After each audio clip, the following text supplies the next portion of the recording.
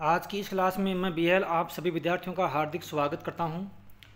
आज की क्लास में हम बीए प्रथम वर्ष पुस्तक है राजनीति विज्ञान के मूल आधार और आज का हमारा टॉपिक है पितृसत्तात्मक और मातृसत्तात्मक सिद्धांत। राज्य की उत्पत्ति से संबंधित है। आज का हमारा अगला सिद्धांत है पितृसत्तात्मक और मातृसत्तात्मक सिद्धांत। पीछे की क्लास में हमने राज्य की उत्पत्ति के संबंध में दैवीय सिद्धांत, शक्ति सिद्धांत, सामाजिक संविदा सिद्धांत का अध्ययन हमने पिछली क्लास में कर लिया था। आज की इस क्लास में हम पितृसत्तात्मक और मातृसत्तात्मक सिद्धांत का अध्ययन करेंगे। यह सिद्धांत परिवार को राज्य की उत्पत्ति का स्रोत मानता है। पितृसत्तात्मक और जो मातृसत्तात्मक सिद्धांत है यह है परिवार को राज्य की उत्पत्ति का स्रोत मानता है। वह मानता है परिवार को कि परिवार ही राज्य की उत्पत्ति का प्रमुख स्रोत है। प्राचीन समय में सामाजिक संगठन का आधार परिवार, कुल, कुटुंब यही था। इस व्यवस्था के विस्तार से ही राज्य की उत्पत्ति हुई होगी। यह विचार है, यह जो सिद्धांत है वो इस विचार पर आधारित है। तो पितृसत्तात्मक और मातृसत्तात्मक सिद्धांत है, इसके अनुसार राज्य के जो उत्पत्ति का स्रोत है वो है परिवार। क्यों? क्योंकि प्राचीन समय के अंतर्गत सामाजिक संगठन का जो आधार है वो परिवार, फिर परिवार के बाद में कुल, कुल के बाद में कुटुंब। धीरे धीरे इसका विस्तार हुआ, समाज का एक व्यापक रूप बना और इससे ही राज्य की उत्पत्ति हुई होगी। यह इस सिद्धांत को मानता है। परिवार मनुष्य जीवन की प्रथम सामाजिक इकाई है। परिवार मनुष्य के जीवन की मौलिक आवश्यकताओं को पूर्ण करता है। यानी मनुष्य की जो मूलभूत आवश्यकताएं हैं उसकी पूर्ति परिवार में होती है। परिवार के बिना व्यक्ति का जीवन संभव नहीं है। साथ ही उसके जीवन को नियंत्रित भी करता है। इस प्रक्रिया का ही वृहत रूप है वो राज्य जैसी संस्था में देखा जा सकता है। इस सिद्धांत के अनुसार परिवार राज्य के क्रम में विकास का सबसे सरल और प्रारंभिक स्तर है। परिवार जन्म पर पिता का प्राधिकरण और नियंत्रण राज्य की शक्ति की प्रारंभिक आवृत्ति है। अर्थात राज्य परिवार का एक वृहत रूप है। तो यह सिद्धांत यह मानता है कि जो राज्य है वो परिवार का ही वृहत रूप है।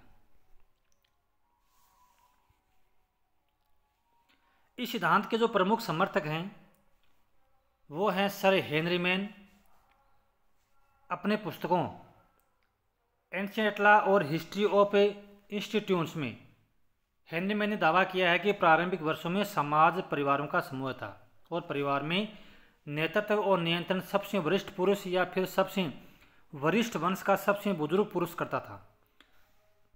रोम में परिवार के मुखिया की पेट्रिया प्रोटेस्टास शक्ति का उल्लेख करते हुए हेनरी मैन कहते हैं कि पिता को परिवार पर पूर्ण नियंत्रण था और उसकी जो शक्ति थी वो अप्रतिरत, यानी उसका समाज में परिवार में कोई विरोध करने वाला नहीं था।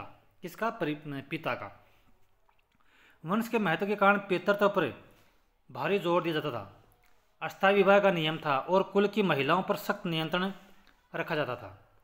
परिवार राजनीतिक समाज की प्रथम इकाई थी और राज्य और सरकार जैसी संस्थाओं का विकास है वो इसी बीच से ही हुआ है। तो इस सिद्धांत के समर्थक ये मानते हैं कि प्राचीन समय के अंतर्गत परिवार का अस्तित्व था और परिवार के अंतर्गत जो पुरुष था वो परिवार का मुखिया होता था और जो बाकी सदस्य थे वो परिवार के जो पुरुष मुखिया था उसकी आज्ञा का पालन करते थे। उसकी बात का विरोध कोई नहीं करता था। संभवतः है फिर परिवार से कुटुंब बना, कुटुंब से फिर समाज बना और समाज का जो व्यापक रूप ही है वो क्या है? वो राज्य है।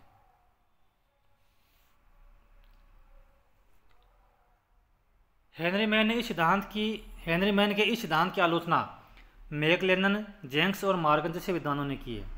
उनके अनुसार अति प्राचीन प्रारंभिक समाज में पिता परिवार का मुखिया नहीं था। तो ये जो विचारक हैं वो हेनरी मैन के दावों का खंडन करते हैं और कहते हैं कि जो प्रारंभिक समाज था उसमें पिता परिवार का मुखिया नहीं होता था, बल्कि पुराने समाज जो था वो मातृसत्तात्मक था।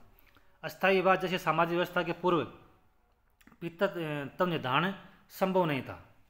अतः वंश माँ से निर्धारित होता था। अतः वंश है वो माँ के नाम से संचालित होता था। प्राचीन काल में विवाह का स्वरूप बहुपति विवाह था। ऐसे विवाहों का जहाँ भी चलन रहा है वहाँ समाज मात्र स्थानीय और मात्र वंशीय होता है। ऐसे समाजों में विवाह संबंध अस्थायी होते हैं। वंश और रिश्ते मासियाँ लगाए जाते हैं, मातृ सत्ता होती है और संपत्ति का अनुक्रमण भी मासी होता है। मैकलेलन के अनुसार यही मानव समाज की प्रारंभिक व्यवस्था थी, न कि पितृसत्तात्मक समाज। तो ये दोनों ही जो सिद्धांत हैं, पितृसत्तात्मक और मातृसत्तात्मक, दोनों ही सिद्धांत इस बात का समर्थन करते हैं कि प्रारंभिक काल के अंतर्गत परिवार सबसे छोटी इकाई थी, परिवार के बाद में कुटुंब, कुटुंब के बाद में समाज बना और वही आगे राज्य है, वो समाज का विस्तृत रूप है। तो यह दोनों सिद्धांत राज्य की उत्पत्ति के समाजशास्त्री सिद्धांत हैं। इन सिद्धांतों में आंशिक सत्यता तो हो सकती है, परंतु यह सिद्धांत राज्य की उत्पत्ति के प्रश्न का अति सरलीकरण है। विलोबी के अनुसार राज्य भले ही कुछ पहलुओं में परिवार के समान है, परंतु दोनों संस्थाएं मूलतः भिन्न है। परिवार में प्राधिकार और सत्ता प्राकृतिक है, अधीनता परिवार में स्वाभाविक हो सकती है, परंतु राज्य समता पर आधारित होता है। राज्य के कार्य एवं उद्देश्य भी परिवार से काफ़ी भिन्न है। इसके कारण यह कहना कि राज्य का विकास परिवार के विस्तार से हुआ है, यह सही नहीं होगा। तो यह कहना है जो प्रमुख विचारक है विलोबी, वो थोड़ा इस सिद्धांत का विरोध करता है, उसकी आलोचना करता है।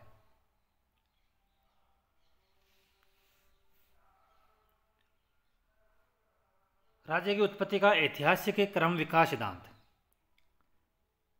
राज्य की उत्पत्ति के विभिन्न सिद्धांतों की आलोचनात्मक समीक्षा करते हुए गार्नर कहते हैं कि राज्य न तो ईश्वर की रचना है, न केवल शक्ति और बल का परिणाम, न किसी प्रस्ताव या अनुबंध से उत्पत्ति हुई है, बल्कि यह परिवार का ही विस्तार मात्र, और न यह परिवार का विस्तार मात्र है।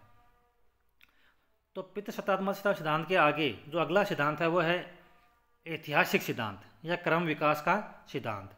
इसका जो प्रमुख विचारक है गार्नर, वो कहता है कि राज्य की उत्पत्ति न तो ईश्वर ने की है, न यह शक्ति और बल का परिणाम है, न यह सामाजिक समझौते के परिणाम स्वरूप इसकी उत्पत्ति है, और न यह परिवार का विस्तार मात्र है। तो फिर क्या है, गार्नर यह कहता है कि राज्य का जन्म और विकास मानव समाज की आवश्यकताओं से हुआ है। यह एक सामाजिक संस्था है जो मनुष्य की बुनियादी आवश्यकताओं को पूरा करने के लिए विकसित हुई है, और इसका विकास समाज के विकास के साथ साथ क्रमिक रूप से होता गया। बर्गेस भी इसी विचार का समर्थन करते हुए कहते हैं कि जैसे जैसे मानव समाज जटिल और संगठित होता गया, राज्य की संस्था भी परिष्कृत और संगठित रूप में विकसित होती गई। यह सिद्धांत मुख्यतः ऐतिहासिक स्रोतों, पुरातत्वविदों द्वारा किए गए उत्खननों और अध्ययन, समाजशास्त्रियों तथा वन विज्ञानियों द्वारा आदिम समाजों के राजनीतिक संगठनों के अध्ययन आदि पर आधारित है। इन स्रोतों से यह समझने में सहायता मिलती है कि राज्य किसी एक घटना या कारण से अचानक उत्पन्न नहीं हुआ है, बल्कि यह विभिन्न सामाजिक, आर्थिक, धार्मिक और राजनीतिक कारकों के सम्मिलित प्रभाव से धीरे धीरे विकसित हुआ। तो गार्नर जैसे विकास जो विचारक हैं वो ये कहते हैं कि राज्य की उत्पत्ति है वो क्रमिक रूप से हुई है, यानी यह विकास के सिद्धांत पर आधारित है, धीरे धीरे इसका विकास हुआ है, और इसके अंतर्गत कई कारकों का योगदान रहा है, जिनमें प्रमुख कारक निम्नलिखित है। पहला है परिवार। परिवार में मानव समाज के प्रथम संस्थान इकाई परिवार था। व्यक्ति अपने सुरक्षा, आजीविका और अन्य सभी आवश्यकताओं के लिए परिवार पर निर्भर था। परिवार का विस्तार कुल और कबीले थे। कबीलाई समाज में मानव पूर्वज, समान पूर्वज या रक्त संबंध सामाजिक एकता संगठन का आधार था। यही संगठन आगे चलकर के राज्य की प्राथमिक इकाई बना।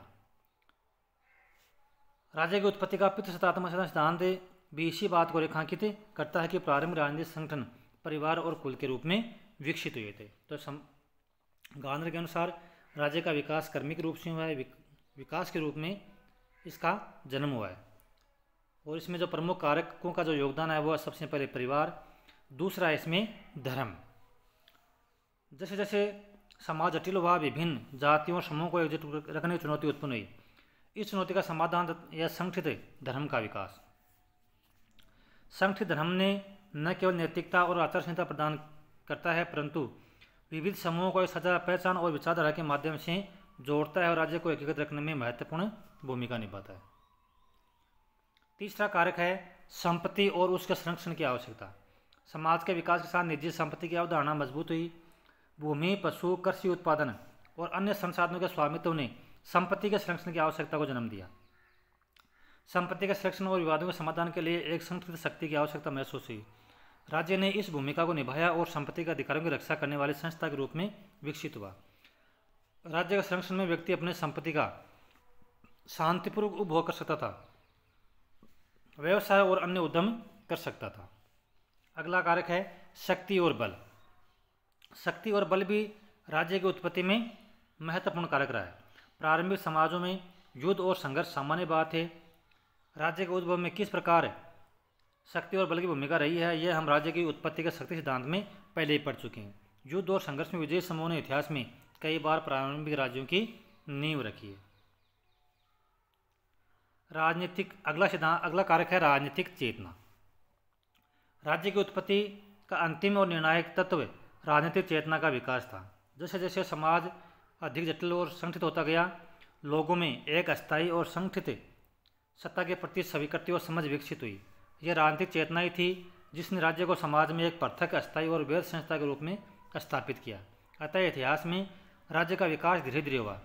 पहले छोटे परिवार और कुल आधारित संगठन बने, फिर कबीले बने, फिर जनजातियों का गठन हुआ और इन कबीलों में मुखियाओं और सरदारों के नेतृत्व में एक प्रारंभिक राजनीतिक संरचना दिखने लगी। इसके बाद जैसे जैसे आबादी बढ़ी, कृषि का विकास हुआ, अस्थायी बस्तियां बनी, वैसे वैसे राजनीतिक संगठन अधिक परिष्कृत और केंद्रीकृत होते गए।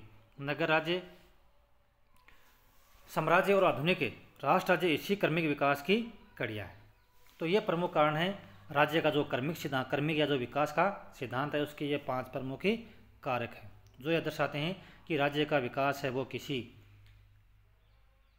शक्ति सिद्धांत, सामाजिक संविदा सिद्धांत, दैवीय सिद्धांत यही नहीं है, बल्कि इसका विकास है वो धीरे धीरे हुआ है, जिसके अंतर्गत कई कारकों का योगदान है। ये प्रमुख कारण थे। तो आज की इस क्लास में हमने राज्य की उत्पत्ति से संबंधित पितृसत्तात्मक और मातृसत्तात्मक सिद्धांत, इसके साथ ही राज्य के विकास का सिद्धांत का हमने अध्ययन किया। परीक्षा की दृष्टि से बहुत ही इंपॉर्टेंट टॉपिक है। यदि आप चैनल पर नए हैं तो प्लीज़ चैनल को सब्सक्राइब अवश्य कर लें।